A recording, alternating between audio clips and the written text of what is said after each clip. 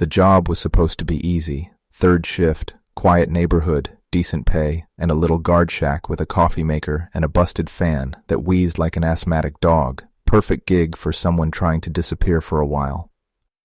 The community was called Golden Pines, the kind of place with stone lions on driveways, rose gardens trimmed like bonsai, and an HOA that had more power than most city councils.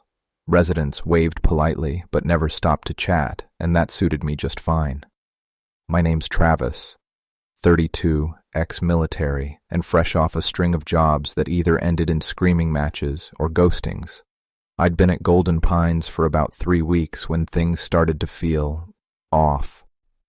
It wasn't the silence. I'd done night shifts before, knew how to fill the hours with music, cheap novels, or just long stretches of thoughtless boredom. No, this was something else, something under the surface. The first time I noticed it was on a Thursday night when a moving truck rolled through the gate just after midnight. That wasn't unheard of. People have weird schedules, especially the rich. But what struck me was the welcoming party that followed. 9 residents, all dressed up like it was Easter Sunday, standing in a perfect semicircle just inside the gate, waiting. The new couple, young, friendly-looking, maybe mid-30s, seemed caught off guard. I watched on the monitor as one of the residents handed them something that looked like a loaf of bread, but redder and glossier. The wife hesitated before taking it. The husband laughed nervously. Then, like a switch flipped, everyone clapped and began walking toward their house. No words exchanged, just smiles and that strange, quiet cheer. It gave me goosebumps. I jotted it down in the logbook. Unusual welcome. Possible HOA ritual. I didn't think much more of it until a week later, when I noticed something even stranger. The couple hadn't left the house once. Not for groceries, not for a walk, not even to get the mail. And then came the smell. It was subtle at first, like overcooked meat left out too long, the kind of smell that hovers just below notice, but once it registers, it sticks in your nose like tar. I caught it the first time during my 3 a.m. rounds, walking the perimeter near Cypress Drive. It seemed to be coming from the new couple's house. I stood at the corner across the street, watching, lights on in the kitchen, shadows moving, slow and wide, like someone pacing. The drapes were drawn tight, but I could hear something underneath the buzz of crickets and the occasional bark from the gated community's pampered golden retrievers. Chewing. Not loud. Not messy. Rhythmic. Something wet slapped against something else. Then a low grunt, like someone trying to swallow more than they could handle. I backed away and nearly tripped on the curb. Now, I've seen things. I've cleaned up after bar fights in Juarez. I've done jungle patrols and walked into bunkers that reeked of death. But this was different. This was close, intimate, domestic. It didn't belong in a place like Golden Pines. I told myself it was probably nothing. Stress, paranoia. The brain can get real creative in the dead of night. But then Friday came, and the HOA threw one of their infamous community socials. They hosted it every month in the clubhouse just behind the tennis courts. Residents only, no exceptions. Except this time, I was invited. "I insist," said Mr. Langford, the HOA chair, retired, fit, dressed like he never left a yacht. He'd stopped by the shack in a perfectly pressed white polo with a chilled bottle of sparkling water. "You've done such a fine job keeping our little slice of heaven safe. Come eat, be part of the family." I didn't want to go. Every instinct screamed no. But part of working private security means playing along with the client's expectations. So I smiled, nodded, told him I'd be there. And when I showed up that night, they were all waiting. Residents lined up behind buffet tables, smiling too widely, eyes glittering with anticipation. The air smelled of garlic, wine, and something else. Something metallic. The clubhouse looked like something out of a wedding catalog. Strings of fairy lights overhead, wine glasses clinking, white linen tablecloths, and jazz humming softly from unseen speakers. It was almost enough to make me forget the stench I'd caught in the air. Almost. I stepped through the double doors and felt the whole room shift toward me, subtle but unmistakable. Conversations paused mid-sentence, smiles widened, heads tilted ever so slightly, predatory, like cats watching something flutter into their territory. Mr. Langford greeted me first, hands open like he was welcoming a long-lost brother. "Travis, there he is. Come in, come in. The roast is especially good tonight." He guided me toward the buffet, hand on my back a little firmer than necessary, rows of food steamed under silver domes. I saw mashed potatoes, roasted vegetables, some kind of red sauce, and a large roast, carved thick and pink at the center. I forced a smile. "Smells great." Langford chuckled. "Only the best cuts for Golden Pines." I didn't want to touch anything. My stomach had turned into a brick, but I made a show of scooping some potatoes and vegetables onto my plate. I avoided the meat. My fingers brushed the serving spoon, and it came away slick, too slick, almost greasy. "You'll insult the cooks," someone said behind me. It was Mrs. Carmichael, an older widow, who always walked her poodle around the block at 2 a.m. She held a plate stacked high with slices of the roast, blood pooling slightly at the bottom. She took a bite. Her eyes fluttered closed. "Oh, I haven't had this kind of marbling in years," she sighed. Someone across the room clapped lightly. "So tender." I sat at the edge of the room, as far from the main table as I could get. Residents laughed and drank and tore into their food like they'd been starving for days. There was a kind of reverence in the way they ate. No phones, no idle chatter, just long, silent chewing and the occasional moan of approval. A server passed by and set down a glass of red wine in front of me. I leaned over. "Hey, what kind of meat is that?" The server paused, smiled without blinking. "Locally sourced," she said, and walked away. The wine tasted thick, too earthy. I took one sip and pushed the glass away, stomach clenched tight. No one else seemed bothered. Plates were scraped clean, some licked. Conversations had resumed, but they were strange, disjointed. I caught fragments. Only took the left leg this time. Didn't scream as long as the last one. So young, so fresh. I stared at my plate, uneaten. The potatoes had started to soak in whatever runoff had dripped from someone else's meat. A small pool was forming, pink and oily. I had to get out of there. I rose slowly, careful not to draw attention. My plan was simple. Head to the exit. Make some excuse. Emergency call, stomach bug, whatever, and get back to the shack. Maybe even the car. Drive. Leave. Never look back. But as I stepped toward the door, Mr. Langford caught me. "Leaving already?" His voice was pleasant, but his hand gripped my shoulder like a vice. "I've got patrol," I said quickly. "Perimeter check." He smiled. "Of course. Diligent. But before you go..." He reached into his jacket pocket and pulled out a small package wrapped in wax paper. "For later, in case you get hungry." I didn't take it. He didn't move his hand. So I did. "Thanks," I muttered, stuffing the package in my jacket. His grip loosened. I slipped out the door. Outside, the cool air hit like a blessing.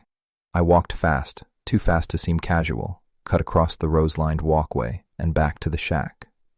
Once inside, I locked the door, shut the blinds, and sat heavily in the chair. What the hell was this place? I unwrapped the wax paper.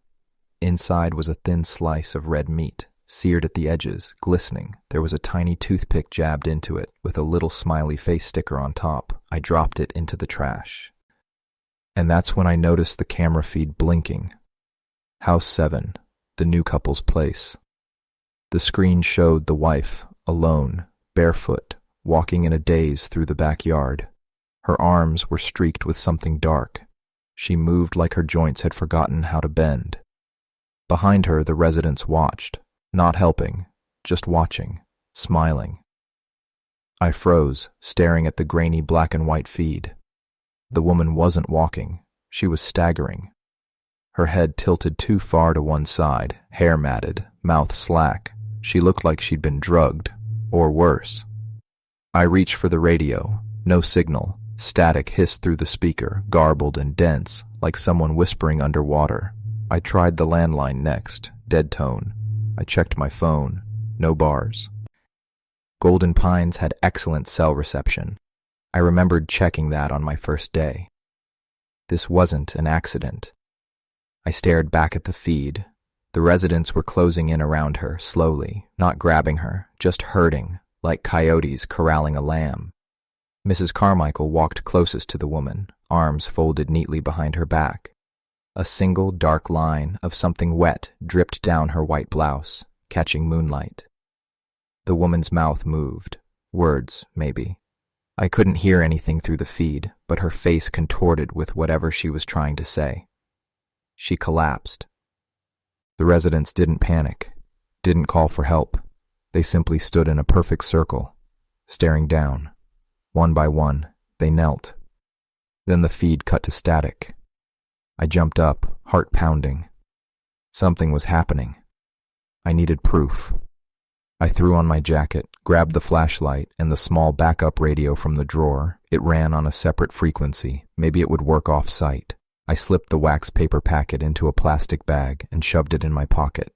My plan was shaping as I moved. Sneak to House 7, see what I could, document anything. Then get out. Out of Golden Pines. Out of Florida, if it came to that. I cut through the hedges along the east trail, boots crunching soft earth, flashlight off. The moon gave enough light, and I didn't want to alert anyone. As I neared the back of House 7, I could hear them. Not voices, chewing, loud, wet, unapologetic. I crouched behind a low garden wall, peered through the slats. They were eating something on the lawn.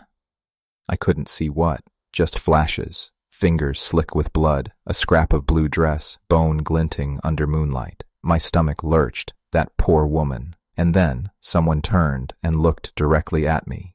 Not someone, Langford. His mouth was full, but he smiled, like he'd known I'd be watching all along. I dropped flat behind the wall, heart slamming against my ribs so hard it felt like it might crack one. I didn't move, didn't breathe. My palm pressed into damp grass, knees digging into the dirt. Did he really see me? Or was it just chance? I risked another glance through the slats.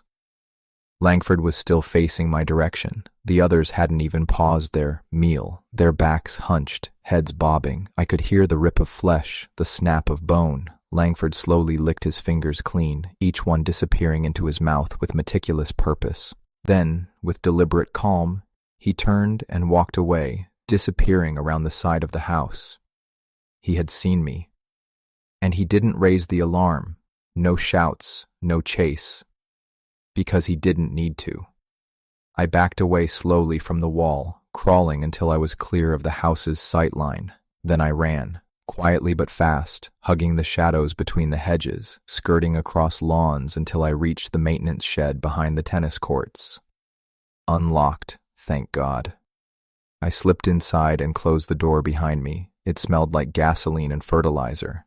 A string of tools lined the back wall. Shears, a weed whacker, a rusted shovel, and an axe. I grabbed it and sat in the corner, trying to breathe. My mind reeled with what I'd seen.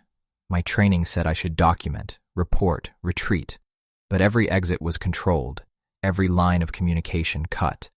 The only way out of Golden Pines was through the front gate, and I wasn't naive enough to believe I'd make it past without being stopped. I needed leverage. I needed evidence.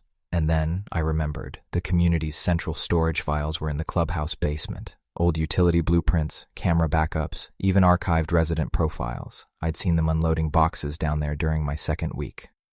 I also remembered the code, 1-9-6-8, Langford's birth year. He was proud of that, used it for everything. If I could get into that basement, find anything, videos, files, names, I could make it out of here alive. Get to someone who'd listen. I wiped sweat from my neck, stood, gripped the axe handle hard enough to hurt, and headed for the clubhouse. The clubhouse loomed like a cathedral in the dark, quiet, still, but full of secrets. Its peaked roof and high windows gave it a watchful look, as if the building itself had eyes. I circled to the side entrance near the kitchen, the one staff used when deliveries came in. The keycard still worked. The soft green light blinked once, and the lock clicked open. Inside, the air was cool and sterile, carrying the faint smell of bleach and roasted meat. I moved quickly through the kitchen, keeping low, the axe slung along my leg. No voices, no footsteps, just the low hum of fridges and the distant creak of wood as the building settled. At the far end of the hall, the basement door waited. I punched in 1968 on the keypad. For a second, nothing happened. Then the light flashed green, and the bolt disengaged with a dull thunk. I pulled the door open and stepped into darkness. The stairwell was narrow, steep, and reeked of mildew. I shut the door behind me and started down, flicking on my flashlight.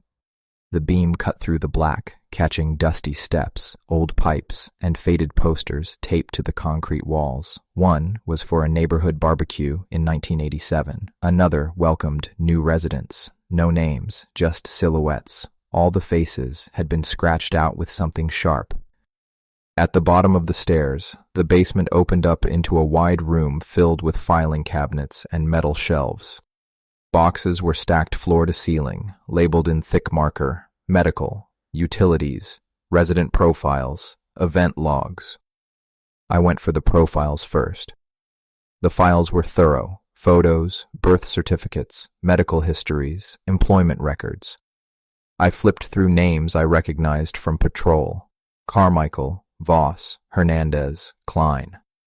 But they all had something odd in common: death certificates, every one of them, issued from different states, all dated before they ever moved into Golden Pines.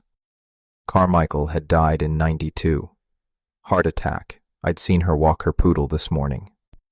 Suddenly a metallic bang echoed upstairs, then another. Footsteps. I froze, listening. The sounds were slow.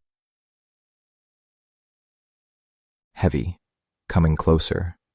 I shut the file drawer quietly and turned off my flashlight. Total darkness swallowed me.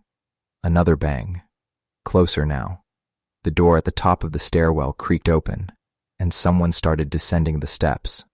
I ducked behind one of the taller filing cabinets, crouching low. The darkness pressed against my face, thick and absolute. I held my breath and gripped the axe tighter, the wood handle damp in my sweaty palm. The footsteps reached the concrete floor, slow, measured, confident. I couldn't see a thing, but I could hear the faint shuffle of shoes on dust and the quiet tick of fingernails tapping metal drawers, someone searching, methodically, patiently. A hum rose in the silence, a low, almost melodic thing, a lullaby maybe, familiar but twisted. I recognized the voice, Mrs. Carmichael. My stomach turned. She stopped humming. "You left the lights on," she said into the dark, voice sweet as syrup. "That's dangerous. Electricity can be unpredictable." A drawer creaked open somewhere behind me. Papers shuffled. She was getting closer. "I remember when we first opened this place," she mused. "So many volunteers, so much meat gone to waste. But now, everything has purpose." She paused, then sniffed. "I can smell you." My legs tensed, ready to spring. One more step and The lights snapped on, blinding, harsh. I winced and blinked rapidly. Carmichael stood no more than 10 feet away, her white blouse speckled with red droplets. Her smile stretched unnaturally wide. "Peekaboo," she said. I launched forward, swinging the axe with everything I had. It caught her arm, the blade biting deep with a sickening crunch. She shrieked, more in rage than pain, and stumbled back. I didn't wait. I barreled past her, shouldering through a row of boxes that collapsed behind me, cutting off her path. I sprinted toward the side exit, the old maintenance door I'd seen in the blueprints earlier. I kicked it open and burst into the humid night air, lungs gulping it down like water. Behind me, Carmichael's screams grew shrill and furious, but no one followed. Not yet. I cut across the tennis courts, vaulting the fence at the edge of the lot. My mind raced. Death certificates, false identities, volunteers. What the hell was Golden Pines? I knew now what they were doing to the newcomers. But why? What were these people? I didn't know, yet, but I was going to find out. I ran until the air sliced through my throat and my legs threatened to collapse under me. I didn't stop until I reached the guard shack, the one I'd manned for weeks without suspecting a damn thing. It looked smaller now, like a child's toy dropped into the middle of something monstrous. I ducked inside, shut the door, and jammed a metal chair beneath the handle. My lungs burned, my hands shook. But my head was finally clear.